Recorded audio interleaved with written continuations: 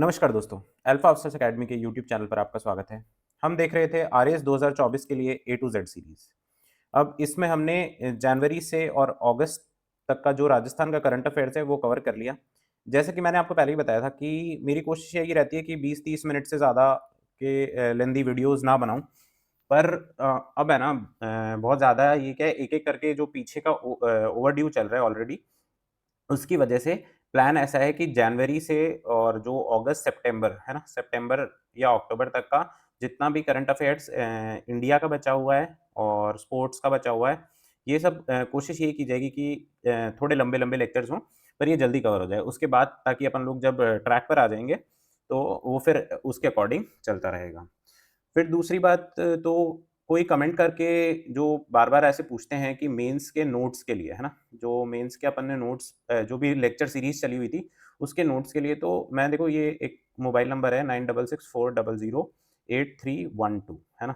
या तो आप इस पे टेलीग्राम पे मैसेज कर सकते हो या फिर टेलीग्राम जो चैनल है अपना ही अल्फा ऑफिसर्स अकेडमी वाला, उस चैनल पे भी क्यू एंड ए का एक ऑप्शन होता है, तो उसमें आप कमेंट कर सकते हो, तो वो आपको भेज दिए जाएँगे, ठीक है? उसकी जितनी भी डिटेल्स है, उसके जो भी चार्जेज़ हैं, वो टेलीग्राम पे ऑलरेडी अवेलेबल हैं या फिर मैं पर्सनली बता दूँगा अगर आप मैसेज करोगे तो, ठीक है?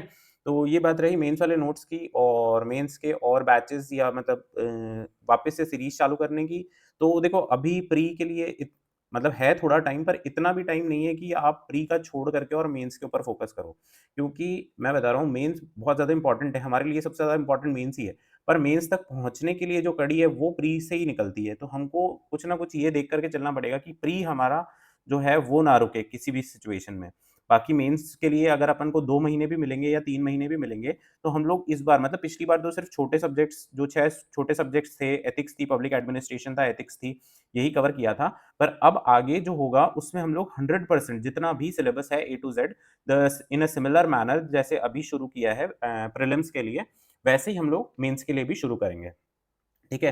तो अभी से मेंस की चिंता करने की ज़रूरत नहीं है, अभी एक बार प्री फ़ोकस हो करके और इसके बारे में देखो और इसके अलावा मैं पहले ही बता चुका हूँ कि बहुत सारे एग्ज़ाम्स और ये सब कुछ देने की ज़रूरत नहीं है। अगर कोई एक एग्ज़ाम को टारगेट करोगे तो बहुत बहुत ज़्यादा बेहतर रहेगा। ठीक है, तो फिर अब देखो इस महीने का जो राजस्थान का सितंबर का करंट अफेयर्स है, हम लोग वो देख लेते हैं। सितंबर, अक्टूबर की भी जो फ़ाइल है वो ऑलमोस्ट रेडी है, तो सितंबर, अक्टूबर का एक साथ देख लेंगे हम लोग, है ना? 1-2 दिन में अक्टूबर का भी अपलोड कर देंगे। तो शुरू करते हैं। सबसे पहले कृष्ण गमन पथ, ठीक है? श्री कृष्ण गमन पथ ये देखो जन्माष्टमी के दिन है ना 26 अगस्त को इसकी घोषणा की थी हमारे मुख्यमंत्री ने, भजन लाल जी ने। तो ये एक धार्मिक सर्किट है और धार्मिक सर्किट कहाँ से मथुरा को उज्जैन से जोड़ेगा। आप देखो ये मैप में उज्जैन है एमपी में, मथुरा यूपी में है। तो यहाँ से अगर यहाँ जाना है आपको तो आपको पता है बीच में राजस्थान पड़ता है। अब राजस्थान में कुछ-कुछ ऐसी लोकेशंस हैं जो श्री कृष्ण से जुड़ी हुई हैं, चाहे वो भरतपुर हो, चाहे कोटा हो, चाहे झालावाड़ हो। तो यहाँ पर अलग-अलग जगह पर इसको जोड़ा जा रहा है, तो ये आपको याद रखना है क्या कि कौन-कौन सी लोकेशन है भरतपुर, कोटा, झालावाड़ के रास्ते होकर के ये उज्जैन जो है, ये सर्किट है, ये जाएगा। और इसकी कुल लंबाई कितनी है? 525 किलोमीटर है। हमारे लिए इम्पोर्टेंट ये इसलिए क्योंकि राजस्थान से होकर के ये गुज़रता है। फिर आगे देखें तो नेशनल टीचर्स अवार्ड। अब देखो ये बहुत-बहुत इम्पोर्टेंट है, पहले बार-बार पूछा हुआ है, जितनी बार भी ये टीचर्स अवार्ड मिलते हैं, ये पूछे हैं, टोटल 50 लोगों को ये इस बार दिए गए थे, ठीक है?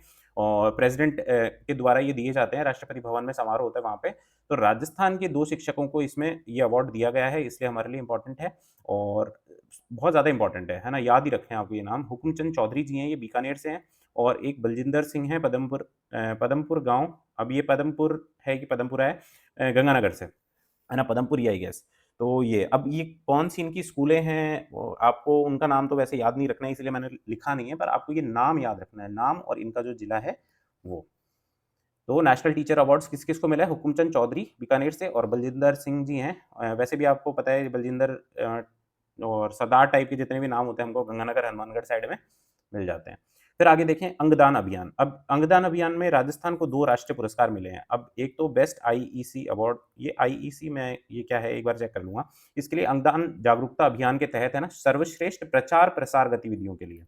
और एक सपोर्टिव एनजीओ अवार्ड मिला है राजस्थान को, किसको? मोहन फाउंडेशन है, जयपुर सिटीज़न फोरम, है ना? इसको। तो ये 2 राष्ट्रीय नेशनल अवार्ड्स हैं इसलिए हमारे लिए इम्पोर्टेंट है। पर ये नेशनल टीचर्स अवार्ड वाला तो आप याद ही रख लेना। ये अंगदान अभियान वाला है तो अंगदान जागरूकता अभियान के तहत सर्वश्रेष्ठ प्रचार-प्रसार के लिए और एक सपोर्टिव एनजीओ अवार्ड जो है वो मोहन फाउंडेशन जयपुर को।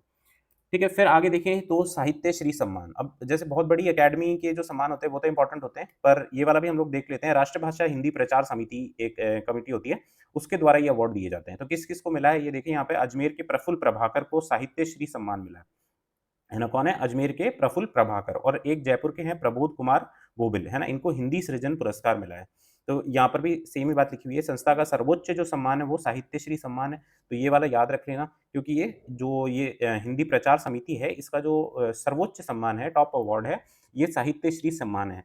तो ये अजमेर के प्रफुल्ल प्रभाकर को मिला है। फिर एक हिंदी सृजन पुरस्कार है, ये जयपुर के प्रबोध कुमार गोविल नहीं है, ये यहाँ पे गोभिल है ना? यहाँ पे जो ये न्यूज़पेपर की कटिंग है, इसमें देख सकते हैं। इनका एक उपन्यास है टापुओं पर पिकनिक, इसके लिए दिया गया है। अब टापुओं पर पिकनिक इन्होंने किसके संदर्भ में लिखा है टापुओं पर, तो क्या पता बांसवाड़ा से रिलेटेड कुछ हो, पर जस्ट गेसिंग। आपको नाम याद रखना है, बहुत ज़्यादा उपन्यास का नाम भी याद रखने की ज़रूरत नहीं है। फिर देखें तो एक मुख्यमंत्री आयुष्मान जीवन रक्षा योजना। अब देखो पहले से देखो एक जो गवर्नमेंट ऑफ इंडिया है, उसने ये इनिशिएटिव शुरू किया था गुड समैरिटन, है ना?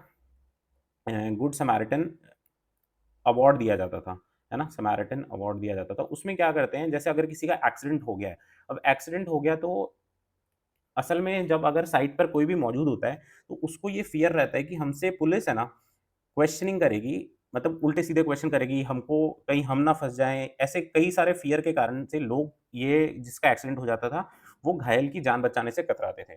तो गवर्नमेंट ने ऐसा इनिशिएटिव लिया कि हम अगर किसी को अवार्ड दे दें, है ना? और उसको उसका ये फ़ियर खत्म कर दें, तो क्या पता लोग वो जान बचाने में सक्षम हों।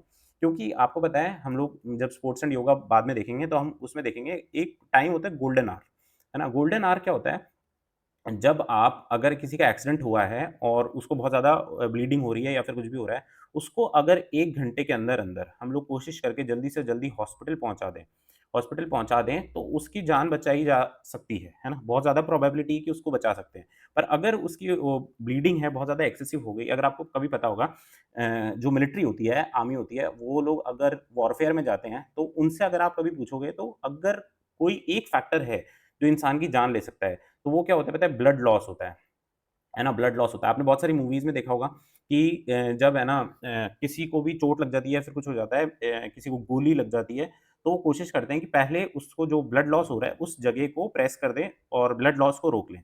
सिमिलरली ये जो गोल्डन आवर है, इसमें भी यही किया जाता है कि आप जल्दी से जल्दी उसको हॉस्पिटल पहुँचा दो, ताकि वो जो ब्लड लॉस है इतना ना हो कि उसकी जान चली जाए। तो अब हम लोग ये जो मुख्यमंत्री आयुष्मान जीवन रक्षा योजना है, इसके बारे में देखें, तो देखो इसका ऑब्जेक्टिव क्या है? To reduce the mortality rate in road accidents, है ना? मैंने आपको पिछले वाले लेक्चर में ही बताया था, रोड एक्सीडेंट हो और मच्छर हो, इन दोनों के साथ में सिचुएशन इतनी खराब है कि सबसे ज़्यादा मौतें अगर किसी चीज़ में होती हैं, तो ये 2 कारणों से होती है। तो इसका देखो ऑपरेशन ये चला कौन रहा है? तो चिकित्सा एवं स्वास्थ्य विभाग चला रहा है। इसकी जो प्रोत्साहन राशि है, इसमें देखो जो भी ये गोल्डन आवर में किसी घायल व्यक्ति को, गंभीर घायल व्यक्ति को अगर पहुँचाता है हॉस्पिटल में, तो उसको 10,000 तो रुपए दिए जाएँगे और उसको एक साइटेशन है ना, एक प्रशस्ति पत्र, एक सर्टिफ़िकेट टाइप से दिया जाएगा। और इन केस अगर कोई सामान्य घायल व्यक्ति को पहुँचाता है, जो बहुत ज़्यादा जिसको चोट नहीं लगी है, तो उसको एक साइटेशन प्रशस्ति पत्र ही दिया जाएगा। इसका जो बजट है, ये चिकित्सा विभाग नहीं देगा भई, इसका जो बजट है रोड सेफ्टी फंड बनाया हुआ है ना? राजस्थान गवर्नमेंट का रोड सेफ्टी फंड बनाया हुआ है, वो डिपार्टमेंट ऑफ ट्रांसपोर्ट के अंडर आता है। तो वो उस फंड से ये पैसा दिया जाएगा। तो कितना देखो अब इतनी सारी बातें हो गई, तो ये तो थोड़ा एक्सप्लेनेशन के लिए मैं बोल देता हूँ। पर इसमें याद रखने वाली चीज़ क्या है? याद रखने वाली चीज़ इतनी है कि प्रोत्साहन राशि देंगे, गोल्डन आवर में अगर गंभीर घायल व्यक्ति को पहुँचाए तो ₹10,000, सामान्य घायल व्यक्ति को पहुँचाए तो सिर्फ़ प्रशस्ति पत्र दिया जाएगा। ऑपरेशन कौन कर रहा है इस स्कीम का? तो चिकित्सा एवं स्वास्थ्य विभाग कर रहा है। ये पैसे जो जा रहे हैं, ये कहाँ से आएँगे? तो ये रोड सेफ्टी फंड बनाया हुआ है राजस्थान सरकार ने, तो ये रोड सेफ्टी फंड से दिए जाएँगे। फिर आगे देखें तो जन पोषण केंद्र। अब देखो जन पोषण केंद्र हम लोग पहले ये वाली स्लाइड देखते हैं। जन पोषण केंद्र है ना, आपको पता होगा कि एनएफएसए है, नेशनल फूड सिक्योरिटी एक्ट है। इसको लागू करने के लिए पीडीएस जो सिस्टम है, उसके लिए एफपीएस होती है। अब ये तीनों चीज़ें क्या है, नेशनल फूड सिक्योरिटी एक्ट को लागू करने के लिए पब्लिक डिस्ट्रीब्यूशन सिस्टम है। उसके तहत फेयर प्राइस शॉप्स बनी हुई है, एफपीएस शॉप्स हैं। वहाँ पर आपको पता होगा कि आपके आस-पास कहीं आपने देखा होगा अनाज मिलता है ना? गेहूँ, चावल ये सब कुछ मिलते हैं। पर अब क्या सरकार कहना चाह रही है कि भई ये सिर्फ़ गेहूँ, चावल के अलावा हम लोग कुछ ऐसा दें कि जो न्यूट्रिशन का लेवल है ना? आपको पता होगा न्यूट्रिशन के लेवल को लेकर के अलग-अलग इंडेक्सेस जारी होते हैं, वहाँ पर इंडिया की स्थिति खराब है। तो ये जो न्यूट्रिशन का लेवल है, न्यूट्रिशन का लेवल हमको इम्प्रूव करना है, न्यूट्रिशन का लेवल, तो हम लोग क्या करें, तो एफपीएस शॉप में अब चावल और गेहूँ के अलावा भी कुछ ऐसी चीज़ें जो न्यूट्रिशियस होती हैं, चाहे दाल हो या फिर और कुछ मिलेट्स हों, ये सब कुछ इंट्रोड्यूस किया जाएगा, ताकि वो लोग वहाँ पर सस्ते दामों पर ये सब कुछ मिल जाए। तो अब सरकार ने क्या कहा है, तो जो गवर्नमेंट ऑफ इंडिया है, उसने कहा है हम लोग जन पोषण केंद्र बनाएँगे। अब जन पोषण केंद्र जो होगा, वो क्या होगा कि टोटल देखो पायलट प्रोजेक्ट चलाएँगे, उत्तर प्रदेश, गुजरात, राजस्थान, तेलंगाना। यहाँ पर 60 जो उचित दर की दुकानें हैं, जो फेयर प्राइस शॉप्स हैं, है ना? ऐसी टोटल 60 शॉप्स का सेलेक्ट करके और पायलट प्रोजेक्ट चलाएँगे 20 अगस्त 2024 से, है ना? डेट याद रखना, क्योंकि राजस्थान भी कनेक्टेड है, इसलिए हमारे लिए डेट इम्पोर्टेंट है। इसका उद्देश्य की बात करें, तो उद्देश्य में देखो उचित मूल्य की दुकानें, जो फेयर प्राइस शॉप्स हैं, उनकी आय बढ़ाना, जनता के पोषण के प्रति जागरूकता या जागरूक करना और पोषक आहार की उपलब्धता सुनिश्चित करना, है ना? अश्योर करना कि आपको सिर्फ़ गेहूँ और चावल जो कार्बोहाइड्रेट रिच फूड हैं, उसके बजाय आपको कुछ प्रोटीन, कुछ हेल्दी फैट्स, इस टाइप की चीज़ें आपको दी जाएँ। ठीक है? तो ये बात हो गई जन पोषण केंद्र की। अब जन पोषण केंद्र के अलावा हम लोग बात करें, तो देखो यहाँ पर ये जो स्लाइड है, इसमें government of India department of food and public distribution है, और इसमें strengthening nutritional security to sell non PDS nutrition dense products, है ना? नॉन पीडीएस मतलब जो पब्लिक डिस्ट्रीब्यूशन सिस्टम में जो सरकार जो प्रोक्योर कर रही है फार्मर्स से एनएफएसए के तहत, उसके अलावा कुछ प्रोडक्ट्स दिए जाएँ, ठीक है? Diversifying basket of nutritional products. तो ये हमने बात कर ली। अब जन पोषण केंद्र हमारे लिए क्यों इम्पोर्टेंट हुआ? क्योंकि राजस्थान में पहला जन पोषण केंद्र खोला गया है। कहाँ पर? जयपुर के शाहपुरा तहसील में एक नाथा वाला गाँव है। तो ये बहुत-बहुत इम्पोर्टेंट है, डायरेक्ट क्वेश्चन ऐसे ही मैंने इतनी सारी बातें इसलिए की है ताकि ये जन पोषण केंद्र वाला सिस्टम समझ में आ जाए। पर प्री में पूछे जाने वाला फैक्ट क्या है भई, ये देखो, ये अच्छी बात मानो चाहे बुरी बात मानो, पर ये है ऐसा ही कि इस टाइप के फैक्ट पूछे जाएँगे। आपसे इतनी ज़्यादा डिटेल में योजना और उससे रिलेटेड चीज़ नहीं पूछी जाएगी। पर हाँ, ये वाला फैक्ट आपके लिए बहुत इम्पोर्टेंट है कि कौन-सा गाँव है, नाथा वाला गाँव है, वहाँ पर राजस्थान का पहला जन पोषण केंद्र खोला जा रहा है। और जयपुर जिले में टोटल 15 ऐसी एफपीएस होंगी, 15 उचित मूल्य दुकानें होंगी, जहाँ पर जन पोषण केंद्र की शुरुआत की जाएगी, और इसको जो है प्रधानमंत्री गरीब कल्याण योजना के तहत स्थापित किया जा रहा है, ठीक है? तो हम देख एक बार वापस देख लेते हैं, तो हमने जो चीज़ें देखी उसमें हमारे लिए इम्पोर्टेंट क्या है? सबसे पहली बात तो राजस्थान का पहला जन पोषण केंद्र नाथा वाला गाँव है ना? शाहपुरा तहसील जयपुर में नाथा वाला गाँव है। इसके अलावा हमने इधर जितनी भी चीज़ें देखी उसमें हमने देखा कि पायलट प्रोजेक्ट के रूप में कितने टोटल 60 ऐसी एफपीएस होंगी, उनको जन पोषण केंद्र बनाया जाएगा। 20 अगस्त को ये शुरू किया गया पायलट प्रोजेक्ट, और उत्तर प्रदेश, गुजरात, राजस्थान और तेलंगाना, ये 4 जिलों में 4 स्टेट्स में ये किया जाना है, ठीक है? तो ये जन पोषण केंद्र। इसके बाद हम लोग बात करते हैं रवनीत सिंह बिट्टू जी की, तो आपको पता है आजकल बहुत ज़्यादा चर्चित व्यक्ति भी बने हुए हैं ये, तो ये राज्यसभा सांसद हैं भई, कहाँ से? राजस्थान से राज्यसभा सांसद हैं। तो राज्यसभा सांसद की टोटल कितनी सीट्स होती है? राजस्थान में 10 सीट्स हैं। आपको पता हो तो क्या जो राज्यसभा सांसद होता है, जो member of parliament from Rajya Sabha होता है, उसका कॉन्स्टिट्यूएंसी होती है क्या? उसकी कोई कॉन्स्टिट्यूएंसी नहीं होती भई। उसकी कॉन्स्टिट्यूएंसी नहीं होती, वो पूरे स्टेट का होता है ना? जैसे आपको पता होगा, हम लोग चलो थोड़ी बात लंबी हो जाएगी, हम लोग जब इकोनॉमिक सर्वे कवर करेंगे, उसमें हम लोग एमपी लैड और एमएलए लैड ये सब स्कीम्स की चर्चा करेंगे, तो हम लोग देखेंगे कि कैसे एमपी अपना पैसा खर्च कर सकता है अपनी कॉन्स्टिट्यूएंसी में। जबकि राज्यसभा एमपी के पास में ऐसी कोई बाइंडिंग नहीं है, वो पूरे स्टेट में कहीं पर भी पैसा खर्च कर सकता है। और मैं बेसिक अगर आपको एक बात बताऊँ, तो 5 करोड़ रुपए सालाना एक एमपी को मिलते हैं, चाहे वो राज्यसभा का एमपी हो, चाहे वो लोकसभा का एमपी हो। अब ये दोनों को 5-5 करोड़ रुपए मिले, पर अब राज्यसभा का लोकसभा का एमपी है, तो वो तो अपनी कॉन्स्टिट्यूएंसी में खर्च कर सकता है, पर राज्यसभा का एमपी है, तो वो तो स्टेट से होता है। अब वो उसकी कोई कॉन्स्टिट्यूएंसी तो होती नहीं है, तो वो कहाँ खर्च कर सकता है? तो वो पूरे स्टेट में खर्च कर सकता है। तो चलो ये एमपी लैड, एमएलए लैड की बात बाद में करेंगे। अभी के लिए रवनीत सिंह बिट्टू जी राज्यसभा सांसद हैं। अब देखो बहुत पॉपुलर नहीं होते ये नाम, इसलिए ये आपको 10 नाम थोड़े से एक बार नज़र घुमा लेना, है ना? नीरज डांगी, राजेंद्र गहलोत, रवनीत सिंह, घनश्याम तिवारी, रणदीप सिंह सुरजेवाला, मुकुल बालकृष्ण वासनिक, प्रमोद कुमार, चुन्नीलाल गरासिया, मदन राठौड़ और श्रीमती सोनिया गांधी। अब आप में से बहुत कम ही लोगों को ये बात पता होगी कि सोनिया गांधी भी राजस्थान से हैं भई, है ना? राजस्थान से मतलब राजस्थान की हैं नहीं, पर राजस्थान से राज्यसभा सांसद हैं ये। तो इनके नाम बहुत ज़्यादा पॉपुलर नहीं होते हैं, है ना? जैसे लोकसभा वालों के होते हैं, एमपीज़ के, वैसे नहीं होते हैं। तो एक बार याद रख लेना, अगर कोई क्वेश्चन पूछना चाहे तो अच्छा क्वेश्चन ये है। तो इसके अलावा देखो केसी वेणुगोपाल यहाँ से ही सांसद थे, पर उनको लोकसभा में एमपी बन गए वो, तो इसलिए वो सीट खाली हो गई। फिर उपचुनाव हुए, तो रवनीत सिंह बिट्टू हैं, वो चुने गए राज्यसभा में। अब टोटल यहाँ पर कांग्रेस से और जो बीजेपी है वहाँ से 5-5 सदस्य हो गए हैं। फिर देखें वीर दुर्गादास राठौड़ जयंती। अब वीर दुर्गादास राठौड़ जी को आप राजस्थान की हिस्ट्री में बहुत ही डिटेल्ड उसमें पढ़ते होंगे। आपने देखा होगा घोड़े पर सवार एक आदमी जो अपने भाले से बाटियाँ सेकता है, तो वो वीर दुर्गादास राठौड़ जी हैं। 386वीं जयंती इनकी मनाई गई, है ना? मैसूरिया पहाड़ी पर इनका स्मारक बना हुआ है। अगर आपको पता हो, मतलब मेरे को बहुत ज़्यादा, वैसे तो मेरी राजस्थान हिस्ट्री इतनी ज़्यादा अच्छी नहीं है, पर आप दुर्गादास राठौड़ की जो प्रतिमा है वो किस जगह पर लगी हुई है, तो आप वो बताना, है ना? एक स्मारक तो इनका यहाँ बना हुआ है और एक स्मारक राजस्थान के बाहर कहीं बना हुआ है, तो वो कहाँ पर है आप मुझे बताना। दुर्गादास राठौड़ ये जयंती के अवसर पे कुछ अवार्ड्स दिए गए, लाइफ टाइम अचीवमेंट अवार्ड है, ये देखो श्रीमती गौरी राव को दिया गया है। ये मांड गायन में इनका काम है और पाली की ये रहने वाली हैं। फिर एक स्वर्गीय प्रमोद पुरी स्मृति पुरस्कार है, ये डॉक्टर श्रीमन लाल मीणा को दिया गया है। ये पर्यावरण तथा वनस्पति संरक्षण, है ना, एनवायरमेंट कंजर्वेशन के क्षेत्र में दिया गया है। स्वर्गीय मोहनलाल गेहानी पुरस्कार है, ये पिंटू गहलोत जी को दिया गया है। बहुत ज़्यादा इंपॉर्टेंट नाम नहीं है, एक बार आप याद रख लेना। थोड़ा-सा मतलब दिमाग में रहे कि ऐसे-ऐसे कोई नाम थे। ऑप्शन देखो तो उसमें थोड़ा-सा आपको याद आए थोड़ा बहुत। फिर देखते हैं state level celebration of the 78th independence day. तो इस ये हमारे लिए इम्पोर्टेंट इतना ज़्यादा नहीं है, पर परेड में जो लीड कर रहे थे वो आईपीएस प्रोबेशनर शाहीन सी हैं, है ना? तो ये आपको नाम याद रखना है। फिर ये हमारे लिए बहुत इंपॉर्टेंट है, प्रेसिडेंट्स पुलिस मेडल 2 अधिकारियों को दिए गए, टोटल 3 को दिए गए हैं, बाद में भी 1 को दिए गए। एडीजी स्मिता श्रीवास्तव है, जो additional director general of police हैं, एडीजी विनीता ठाकुर हैं। इन दोनों को, है ना, प्रेसिडेंट का पुलिस मेडल दिया गया है। तो ये 2 नाम इम्पोर्टेंट है, 9 अदर ऑफिसर्स को भी अब कुछ अवार्ड दिए गए हैं, पर वो नाम हमारे लिए इतने इम्पोर्टेंट नहीं है।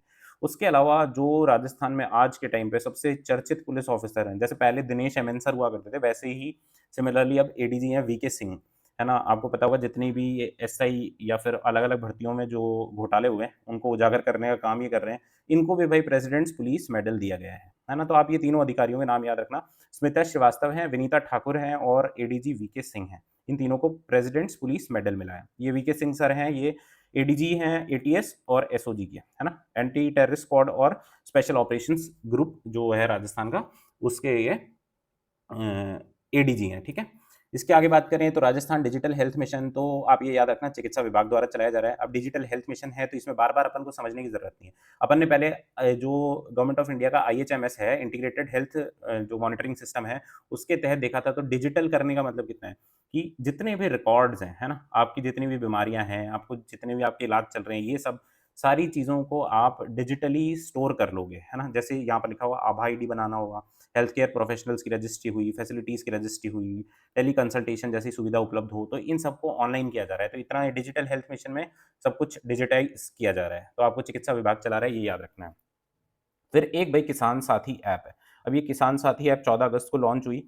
आपको क्या याद रखना है कि पार्वती बांध धौलपुर, है ना? अब ये देखो राजस्थान ज्योग्राफी के लिए भी इम्पोर्टेंट है, सीधा क्वेश्चन आएगा पार्वती बांध कहाँ है? इतना ज़्यादा पॉपुलर नाम नहीं है इसलिए याद नहीं रहता है। तो पार्वती बांध भई धौलपुर में है। इसके एरिया में इसका जो कमांड एरिया है, वहाँ पर जितने टेनेंट्स हैं, उनके लिए ये तैयार की गई है।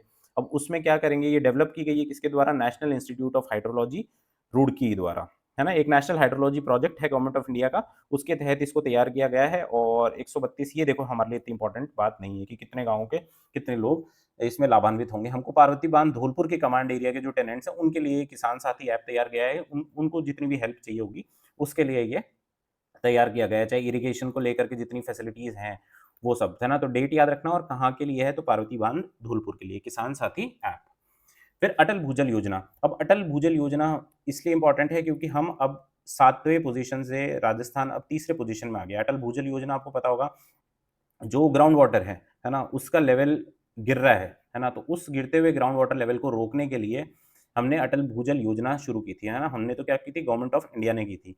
25 दिसंबर 2019 से ये चल रही है, आपको ये याद रखना है। और राजस्थान में कितने जिलों में चल रही है, तो 17 जिलों में चल रहा है ना? तो ये बहुत इंपॉर्टेंट फैक्ट है। और सेंट्रल गवर्नमेंट की योजना कितने जिलों में चल रही है, ऐसे क्वेश्चन आ रहे हैं इसमें बार-बार देखे गए हैं। तो हमारी पोज़ीशन इसमें 3rd रैंक पे हम लोग आ गए हैं, पहले 7th थी, अब 3rd पे आ गए हैं।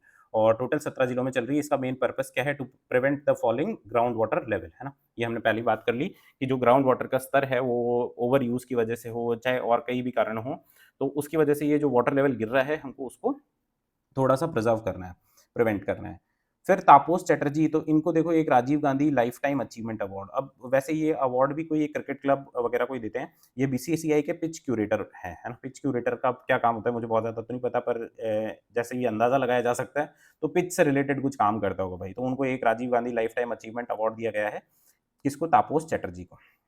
एक कैक्टस गार्डन है ना, ये बहुत इंपॉर्टेंट फैक्ट है, कैक्टस गार्डन। अब कैक्टस गार्डन है तो भाई जैसलमेर में नहीं है, ये केवड़े की नाल नाम की एक जगह है उदयपुर में, है ना? वहाँ पर ये कैक्टस गार्डन बनाया जा रहा है। तो आप याद रखना कैक्टस गार्डन से जैसलमेर और वो सब कुछ याद आएगा। तो केवड़े की नाल में, वैसे केवड़े की नाल में बहुत सारे अलग-अलग डाइवर्स वैराइटीज़ ऑफ वो हैं, मैं तो गया हुआ हूँ कई बार। तो अब ये क्यों कैक्टस गार्डन बनाना चाह रहे हैं, ये थोड़ा समझना मुश्किल है, क्योंकि मैं आपको बताऊँ जैसे आपको बताता हूँ कि एक एरिया है ना? आप अपन अगर राजस्थान को कंसिडर करें, तो ये एरिया है ना? अब ये पूरा एरिया आपको पता है जो वेस्टर्न राजस्थान है, यहाँ पर पूरा एरिया है, यहाँ पर कैक्टस और ऐसे प्लांट्स जिनको बहुत ज़्यादा वाटर नहीं चाहिए, ऐसे प्लांट्स उगाए जाते हैं। ये सदर्न राजस्थान है, उदयपुर, डूंगरपुर, बांसवाड़ा, यहाँ पर ऐसे प्लांट्स जिनको अच्छा खासा पानी चाहिए, तो यहाँ पे पानी की अवेलेबिलिटी है, वहाँ पर ऐसे प्लांट्स हैं। तो आप क्या कर रहे हो सर, यहाँ पर तो आपको उगाने हैं ऐसे प्लांट जो जिनको पानी ज़्यादा चाहिए, और यहाँ पर आप कैक्टस उगा रहे हो, तो ऐसा करना क्यों है? इस ये वन विभाग वाले जानते होंगे भई। तो ये कैक्टस गार्डन है कहाँ पर? केवड़े की नाल, उदयपुर में है। फिर एक माँ वाउचर योजना, अब देखो ये पिछले 4-5 महीने की करंट अफेयर्स में हम लोग तीसरी बार पढ़ रहे हैं शायद। तो ये देखो माँ वाउचर योजना किसके लिए है? तो मैं आपको पहले ही बता दूँ, सेकंड एंड थर्ड, है ना? जो ट्राइमेस्टर होता है, तिमाही होती है, उसमें सोनोग्राफी कराने के लिए, जो प्रेग्नेंट वुमेन होती हैं, उनकी सोनोग्राफी कराने के लिए, तो ये सोनोग्राफी कराने के लिए, और ये सोनोग्राफी होगी पहली बात तो फ्री, है ना? इसमें कोई पैसा नहीं देना पड़ेगा। दोनों में से आपको एक सोनोग्राफी फ्री मिलेगी, चाहे आप सेकंड ट्राइमेस्टर में कराओ, चाहे थर्ड में कराओ। अब फ्री है तो कहाँ पर फ्री होगी? तो प्राइवेट एंड गवर्नमेंट दोनों हॉस्पिटल्स में या दोनों लैब्स में ये फ्री होगी। तो एक सोनोग्राफी फ्री होगी प्राइवेट और गवर्नमेंट दोनों में। कौन से टाइम पे? सेकंड और थर्ड ट्राइमेस्टर में। ये तो बात हो गई योजना की। अब ये योजना कब शुरू हुई है, हमारे लिए ये बात इम्पोर्टेंट है। तो हमने जब शुरुआत में देखा था, तो ये पायलट प्रोजेक्ट के तौर पे 8 मार्च को शुरू हुई थी, है ना? कहाँ-कहाँ पे? 12, भरतपुर और फलोदी में। अब इसको भाई 8 अगस्त से पूरे जिले में, है ना, पूरे राजस्थान में लागू कर दिया गया है। तो scheme is now being implemented in the entire state. राजकीय सोनोग्राफी केंद्र मतलब जो गवर्नमेंट सेंटर्स हैं वो, उनके साथ-साथ निजी जो प्राइवेट सेंटर्स हैं वो, वहाँ पर निःशुल्क सोनोग्राफी होगी, है ना? कितनी सोनोग्राफी निःशुल्क है भाई? एक ही है। Under this scheme, pregnant women during pregnancy in the second and third trimesters, one sonography will be done free of cost. तो ये सारी बातें याद रखनी है, डेट बहुत इंपॉर्टेंट है, याद रखना। आप सोचते हो कि 2021 की योजनाओं की तारीख मैं याद कर लूँ, तो 2021 की करोगे तो उसमें इतना कॉस्ट बेनिफिट नहीं है, पर 2024 वाली तो एटलीस्ट आपको याद रहनी ही चाहिए, क्योंकि राजस्थान के अलग-अलग एग्ज़ाम्स में ये पैटर्न देखने को मिला है कि हम लोग है ना, मतलब वो लोग एग्ज़ामिनर है ना, बार-बार कई बार डेट्स पूछ लेता है। जैसे कि पिछले आरएस वाले एग्ज़ाम में एक भी डेट नहीं पूछी, है ना? पर उससे पहले पूछी हुई है, या फिर आरपीएससी ने जो रिसेंट कुछ एग्ज़ाम्स कराए हैं, चाहे असिस्टेंट प्रोफ़ेसर का पेपर हो, चाहे फिर और कोई अलग-अलग एग्ज़ाम्स होते हैं, उसमें क्या ऐसा कुछ पूछा जा रहा है? तो हाँ, उसमें ऐसा कुछ पूछा जा रहा है, इसलिए हम लोग ये कवर कर रहे हैं। फिर माँ वाउचर योजना के बाद में हम लोग देखते हैं शाला स्वास्थ्य परीक्षण ऐप। अब देखो इसको यहीं से ब्रेक करने की कोशिश करते हैं। शाला, शाला मतलब स्कूल, है ना? स्कूल हो गया। स्कूल स्वास्थ्य मतलब हेल्थ हो गया, और परीक्षण मतलब उसको इन्वेस्टिगेट करना है। तो ये एक ऐप बनाई गई है किसके लिए? जो गवर्नमेंट स्कूल्स में, राजकीय विद्यालयों में पढ़ने वाले बच्चे हैं, उनका स्वास्थ्य परीक्षण करने के लिए, है ना? उनके टेस्ट कर लेंगे और पता लगा लेंगे भई कि कुछ बीमारी या फिर कुछ ऐसे संकेत तो नहीं है, बच्चे में कोई डेफिशिएंसी या ऐसी कुछ तो नहीं है। तो ये ऐप का शुभारंभ देखो 12 अगस्त को किया गया था। इसके ज़रिए, है ना, देखो 72,000 स्कूलों में इतने बच्चों, 81 लाख बच्चों का, तो ये इतना इम्पोर्टेंट डाटा नहीं है। पर ये ऐप के माध्यम से कैसे करेंगे भई? 70 ऐसे क्वेश्चन्स होंगे, तो उससे आप एक सर्वे कर लोगे और बच्चों में रोग की पहचान कर लोगे। जैसे किसी बच्चे ने बोला कि हाँ, मेरे को सर दर्द हो रहा है, तो ऐसा कोई क्वेश्चन होगा जिससे उसको पता चले कि सर दर्द हो रहा है, और अब सर दर्द हो रहा है तो उससे रिलेटेड कोई बीमारी है, तो उसका पता लगा लिया जाएगा। तो शाला स्वास्थ्य परीक्षण ऐप, है ना? साला नहीं है भई, शाला है। फिर एक state integrated cancer task force है, तो ये बहुत ज़्यादा इंपॉर्टेंट नहीं है। अध्यक्ष कौन है इसके? अतिरिक्त मुख्य सचिव, जो एसीएस हैं, कौन से चिकित्सा और स्वास्थ्य विभाग के। क्या-क्या काम करेगी आपको पता ही है कि कैंसर की जाँच हो, रोकथाम हो, जागरूकता अभियान हो, ये सब का काम किसका रहेगा? स्टेट इंटीग्रेटेड टास्क फोर्स का। मतलब कैंसर टास्क फोर्स है, तो कैंसर से रिलेटेड जितने भी काम होंगे, वो ये करेंगे। फिर आगे देखें सचिन तोमर, तो ये देखो स्पोर्ट्स पर्सन है। प्रो कबड्डी लीग जो होती है, मैंने खुद ने पर्सनली कभी देखी नहीं है, कौन-सी होती है, तो इसका भी सीज़न 11वाँ चल रहा है, तो उसमें ये सबसे महँगे खिलाड़ी बने हैं। ये हमारे लिए इम्पोर्टेंट नहीं है, पर ये कबड्डी इनका गेम है, ये इम्पोर्टेंट है। राजस्थान के झुंझुनू जिले के बड़गाँव के निवासी हैं ये, और 2022 में एशियन गेम्स में ना इनको गोल्ड मेडल मिला था, मतलब इंडियन टीम को गोल्ड मेडल मिला था, उसके ये पार्ट थे। तो इनका गेम आपको याद रखना है, कौन-सा गेम है? कबड्डी गेम है भई, है ना? कबड्डी खेलते हैं, प्रो लीग में सबसे महँगे खिलाड़ी हैं। अब ये प्रो लीग जैसे आईपीएल होता है, वैसे सिमिलरली कुछ होता होगा। फिर देखें तो बात है एक रन अप सम्मेलन की, है ना? एक रन अप समिट हुआ, किस दिन हुआ? प्रथम राष्ट्रीय अंतरिक्ष दिवस, है ना? प्रथम राष्ट्रीय अंतरिक्ष दिवस कितनी तारीख को मनाया जाता है भाई? 23 अगस्त को। क्यों मनाया जाता है, अगर आपको पता हो तो आप कमेंट करके बताना। 14 अगस्त को जयपुर में आरआईसी में, है ना? 23 अगस्त को तो प्रथम राष्ट्रीय अंतरिक्ष दिवस मनाया जाएगा, उसके तहत ये रन अप सम्मेलन हुआ। तो ये रन अप सम्मेलन कब किया गया है? 14 अगस्त को, है ना? इसकी थीम क्या रही है? Touching lives while touching the moon. India space saga. अब टचिंग द मून की बात आ गई तो शायद आपको याद आए कि अंतरिक्ष दिवस क्यों मनाया जाता है, पर आप फिर भी थोड़ा-सा खोजने की कोशिश करना। राजस्थान के देखो जल संसाधन विभाग है और भारत सरकार के जल शक्ति मंत्रालय है। इनके द्वारा ये रन अप सम्मेलन किया गया।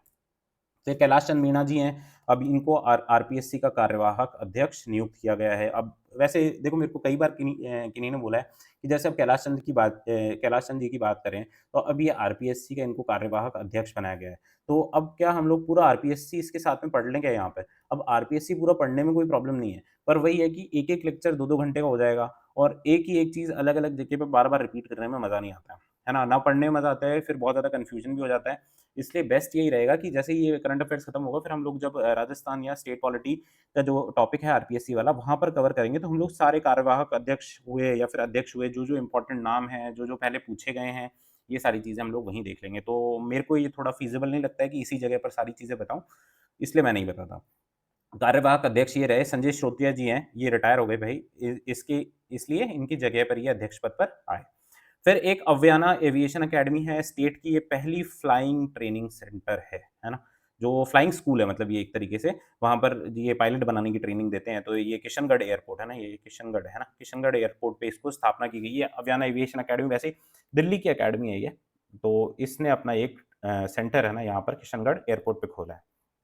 फिर प्रौद्योगिकी सभा उत्कृष्टता पुरस्कार, तो ये किसको दिया गया है भई? राजस्थान मेडिकल सर्विस कोऑपरेशन है ना, आरएमएससी, इनको ये दिया गया है कि एंटरप्राइज़ एप्लीकेशन कैटेगरी में, बहुत ज़्यादा इम्पोर्टेंट नहीं है, ई-औषधि सॉफ्टवेयर है ना? आपको निःशुल्क दवा योजना राजस्थान सरकार की एक चलती है, उसका अच्छा संचालन करने के लिए आरएमएससी को ये अवार्ड दिया गया है। फिर विप्रो हाइड्रोलिक प्लांट, तो ये उत्तर भारत का पहला प्लांट है, जयपुर में बनाया जा रहा है। Rising Rajasthan global investment summit, तो ये याद रखना भाई, ये इंपॉर्टेंट है। जो-जो इंपॉर्टेंट होता है मैं कोशिश करता हूँ बता दूँ। 9 से 11 दिसंबर 2024 को जयपुर में होगा ये। राइजिंग राजस्थान आपको पता है एक ऑर्गेनाइजेशन है, राजस्थान इन्वेस्टमेंट प्रमोशन स्कीम है ना, रिप्स। तो जितने भी राजस्थान में बड़े-बड़े इन्वेस्टमेंट आए हैं 10 करोड़ से ज़्यादा वाले, तो उनके लिए ये लोग ऑर्गेनाइज़ करते हैं आजकल ग्लोबल इन्वेस्टमेंट समिट्स है ना। पहले देखो ये गवर्नमेंट ऑफ इंडिया करती थी, अलग-अलग जगह पे अभी भी करती हैं। गुजरात गवर्नमेंट, और जो सबसे पॉपुलर काम है उसमें आंध्रा और तेलंगाना है ना, आंध्रा और तेलंगाना में बहुत वाइड स्तर पर ये समिट्स ऑर्गेनाइज़ होते हैं। तो सिमिलरली राजस्थान ने ये पैटर्न अडॉप्ट किया है कि जितने भी हमको इन्वेस्टमेंट लाने हैं, बड़े-बड़े बाहर के देशों से या बड़ी-बड़ी कंपनीज़ से, तो उसके लिए हम लोग ये समिट्स कर रहे हैं। तो rising Rajasthan global investment summit 9 से 11 सितंबर को जयपुर में होगा। वापस से करंट अफेयर्स में 2-3 बार आएगा, तो हम लोग देख लेंगे। ईआरसीपी स्कीम तो आपको पता है, ईआरसीपी तो सबसे पॉपुलर स्कीम ही है राजस्थान में। तो फॉय सागर लेक है भाई अजमेर में, इसको भी कनेक्ट कर दिया गया है। इसमें जितने भी हमने पहले देखे थे, पार्वती बांध हो, चाहे फिर जितनी भी चीज़ें हों, जो-जो ऐड होती जा रही हैं, वो हम लोग वैसे-वैसे देख रहे हैं। लास्ट में एक बार इसको कोशिश करेंगे कि हम लोग एक साथ भी देख लें। तो फॉय सागर लेक है कहाँ पर? अजमेर में, वो ईआरसीपी में जोड़ी गई है। फिर स्वास्थ्य दल आपके द्वार, अब ये बहुत इंपॉर्टेंट अभियान है। क्यों इंपॉर्टेंट अभियान है? क्योंकि मैंने पहले ही बोला हुआ है, अभियान इंपॉर्टेंट होते हैं। बालोतरा में ये कंडक्ट किया गया है 5 अगस्त से 31 अगस्त तक। किसके लिए? मच्छर जनित बीमारियों के लिए। तो रोड और मच्छर, आप याद रखना, अगर याद रहे तो, कि रोड और मच्छर, है ना? मच्छर, ये 2 बहुत खतरनाक चीज़ें हैं। मच्छर जनित बीमारियों के नियंत्रण और रोकथाम के लिए, उनको कंट्रोल करने के लिए स्वास्थ्य दल आपके द्वार कहाँ पर चलाया जा रहा है, ये इंपॉर्टेंट है, और कितनी क्या डेट्स हैं? बालोतरा में चलाया जा रहा है और 5 से 31 अगस्त को ये चलाया गया था। फिर इसके आगे देखें तो तीजोत्सव। तीजोत्सव देखो, दिल्ली के बीकानेर हाउस में तीजोत्सव 7 दिन का हुआ, 5 अगस्त से 11 अगस्त को। ये इंपॉर्टेंट नहीं है, बीकानेर हाउस दिल्ली में हुआ था, आपको पता है बीकानेर हाउस क्या है? अब ये मतलब अब है कि नहीं है पता नहीं, पर ये बस स्टैंड है भाई, है ना? राजस्थान से जाने वाली वॉल्वोज़ का ये बस स्टैंड है। राजश्री योजना बालिका शिक्षा एवं शैक्षणिक स्तर में सुधार के लिए राजस्थान सरकार द्वारा चलाई जा रही है। मिशन मधुहारी, मिशन मधुहारी याद रखना भाई। टाइप 1 डायबिटीज़ है ना जिन लोगों को, उसके बचाव के लिए एक मधुहारी, वैसे डायबिटीज़ को हिंदी में कहते भी मधुमेह ही है ना, तो ये मधुमेह की जगह आ गया मधुहारी। तो मिशन मधुमेह किसके लिए है? टाइप 1 डायबिटीज़ के लिए है। फिर मीरा जयंती समारोह या महोत्सव, तो इसमें इम्पोर्टेंट बात क्या है कि इसको अभी राज्य कैलेंडर में शामिल किया गया है ना? 10 से 18 अगस्त को ये महोत्सव ऑर्गेनाइज़ हुआ, कहाँ पर? मेड़ता सिटी, नागौर में। ये 520वां था, ठीक है? तो मेड़ता सिटी का नाम याद रखना, और राज्य कैलेंडर में इसको शामिल किया गया है, इसलिए ये इम्पोर्टेंट है। फिर आगे देखें हील इन राजस्थान पॉलिसी, तो ये heal in Rajasthan policy medical tourism को बढ़ावा देने के लिए है ना, राजस्थान को मेडिकल टूरिज़्म का हब बनाने के लिए। आपको पता होगा, जैसे मैं आपको बताऊँ कि पंजाब से बीकानेर, है ना? बीकानेर एक ट्रेन आती है, कैंसर ट्रेन, है ना? अब अभी भी चल रही होगी शायद वो। तो बीकानेर में जो पीआईबीएम हॉस्पिटल है शायद, है ना? प्रिंस विजय, पीबीएम सॉरी, है ना? पीबीएम हॉस्पिटल है, वहाँ पर कैंसर का उपचार बहुत मतलब बहुत अच्छा और बहुत ही सस्ता इलाज होता है। तो पंजाब से लोग आते हैं यहाँ पर इलाज कराने के लिए, तो इस पर्टिकुलर टाइप के टूरिज़्म को मेडिकल टूरिज़्म बोलते हैं, है ना? तो ये टर्म है मेडिकल टूरिज़्म। तो सिमिलरली राजस्थान क्या है, हील इन राजस्थान पॉलिसी लाया है, ताकि हम लोग मेडिकल टूरिज़्म को बढ़ावा दे सकें। जैसे आपको पता होगा कि राजसमंद में, कुंभलगढ़ में जो माउंट आबू में, यहाँ पर बहुत सारे ऐसे सेंटर्स खुल रहे हैं। तो वो क्या है, हीलिंग का काम करते हैं। जैसे हरिद्वार में जो पतंजलि है, उसका बहुत बड़ा सेंटर खुला हुआ है और वहाँ पर लोग जाते हैं अपने उपचार के लिए, बहुत गंभीर बीमारियाँ जिनको है ना, उसके लिए भी वो लोग जाते हैं। तो similarly heal in Rajasthan policy Rajasthan सरकार ला रही है, किसके लिए? मेडिकल टूरिज्म का हब बनाने के लिए राजस्थान को। फिर लास्ट में देखें तो पेंशन की बात है, तो देखो अनऑर्गेनाइज्ड सेक्टर, असंगठित क्षेत्र में जो लोग काम कर रहे हैं, श्रमिक हैं, स्ट्रीट वेंडर्स हैं, लोक कलाकार हैं, तो अब इनको ये ऑर्गेनाइज्ड सेक्टर में तो है नहीं, तो इनको पेंशन तो कहीं से मिलने वाली है नहीं। पर 60 साल के बाद में इनको सरकार कह रही है कि हम लोग दे देंगे भाई 3,000 रुपए पेंशन हर महीने। तो किनको देंगे? तो अनऑर्गेनाइज्ड सेक्टर वाले लोगों को 60 वर्ष के बाद में कितनी पेंशन देंगे? 3,000 पर मंथ की पेंशन दी जाएगी। ठीक है? तो ये जो मोस्ट इम्पोर्टेंट करंट अफेयर्स रहते हैं, मैं कोशिश करता हूँ कि वही यहाँ पर कवर किए जाएँ, बाकी तो हज़ारों चीज़ें होती हैं, 1 महीने में कितनी चीज़ें होती हैं। तो ये था हमारा सितंबर महीने का करंट अफेयर्स। बहुत-बहुत धन्यवाद आपका।